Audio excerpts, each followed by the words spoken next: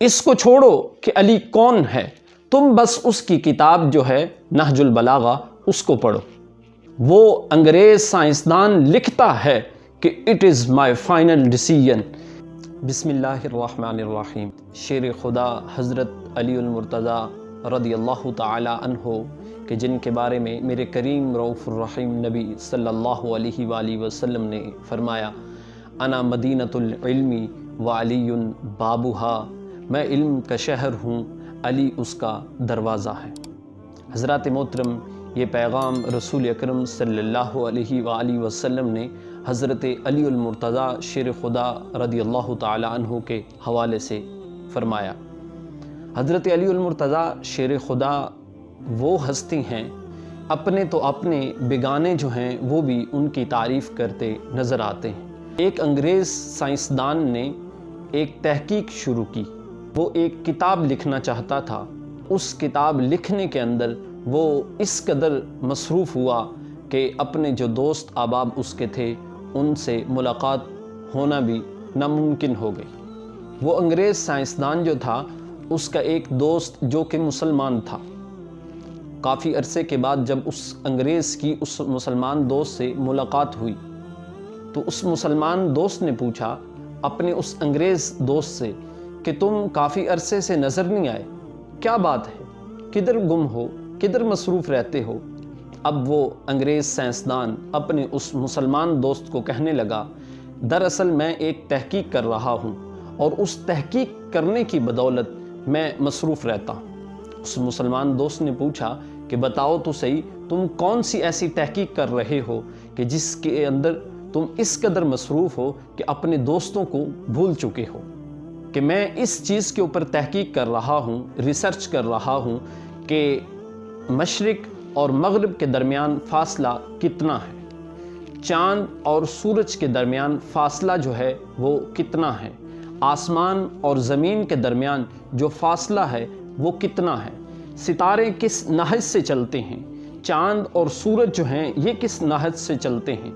اب اس انگریز سائنسدان نے یہ بات اپنے اس مسلمان دوست کو بتائی۔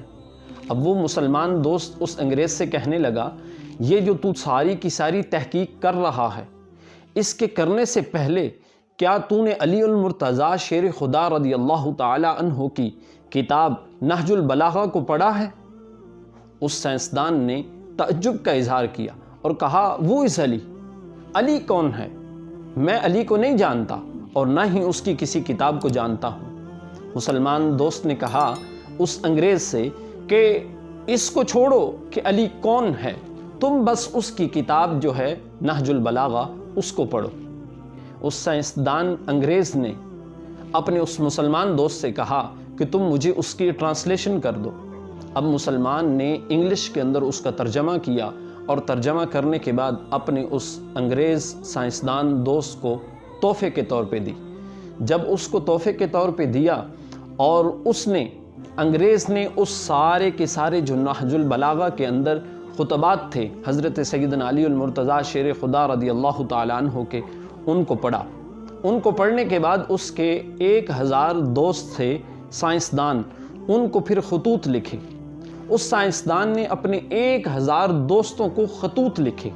اب وہ خطوط کیا تھے؟ وہ اسی خطبات کو لے کر اس نے خطوط لکھے کہ جو چیزیں اس کے اندر ذکر کی گئی یا جو میں تحقیق کرنا چاہتا ہوں، کیا یہ خطبات اور میری تحقیق جو ہے یہ ٹھیک ہیں یا نہیں ٹھیک۔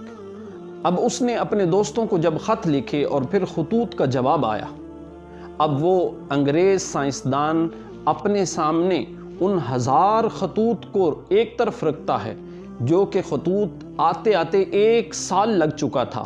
اب اس نے وہ خطوط ایک طرف رکھے اور ایک طرف حضرت سیدنا علی المرتضیٰ شیر خدا کے جو خطبات تھے نہج البلاغہ کے اندر، ان خطوط کو رکھا۔ جب ان خطوط کو اپنے سامنے رکھا، ایک نظر ان خطبات پہ ڈالتا، پھر ایک نظر خطوط پہ ڈالتا، پھر ایک نظر ان خطبات پہ ڈالتا، وہ انگریز سائنسدان لکھتا ہے کہ it is my final decision, کہ میں حتمی فیصلے پہ پہنچا ہوں اور یہ میرا آخری فیصلہ ہے۔ ان خطوط کو دیکھ کر اور ان خطبات کو دیکھ کر اب اس سائنسدان انگریز کے الفاظ سنیے۔ وہ کہتا ہے یا یہ وہ خود ہے جس نے زمین و آسمان، سورج چاند کو بنایا، یا جب زمین، آسمان، سورج، چاند اور ستارے یہ ساری کی ساری چیزیں بنانے والا بنا رہا تھا، اس وقت یہ پاس بیٹھ کر دیکھ رہا تھا۔ یہ ایک سائنسدان انگریز کا جملہ ہے۔ ہم اس کی گرفت کی طرف نہیں جاتے، لیکن حضور کے اس فرمان کی طرف چلتے ہیں کہ انا مدینۃ العلم وعلی بابھا۔ حضور فرماتے ہیں کہ میں علم کا شہر ہوں اور علی اس کا دروازہ ہے۔